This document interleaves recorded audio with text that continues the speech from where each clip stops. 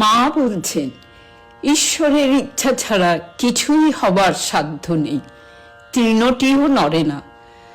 যখন জীবের সুসময় আসে তখন ধ্যান চিন্তা আসে, কুসময়ে কুপ্রবৃত্তি কুযোগাযোগ হয়। তার যেমন ইচ্ছা তেমনি সময়ে সব আসে, তিনি তার ভেতর দিয়ে কার্য করেন। নরেনের কি সাধ্য? তিনি তার ভেতর দিয়ে সব করলেন বলেই তো নরেন এসব করতে পেরেছিল। ঠাকুর যেটি করবেন তার সব ঠিক করা আছে, তবে ঠিক ঠিক যদি কেউ তার উপর ভার দেয় উনি তা ঠিক করে দেবেন। সব সয়ে যেতে হয়, কারণ কর্ম অনুসারে সব যোগাযোগ হয়, আবার কর্মের দ্বারাই খণ্ডন হয়। তুমি একটু সৎ কাজ করলে তো তোমার পাপটুকু খণ্ডন হয়।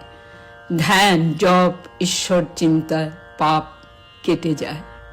জয় মা।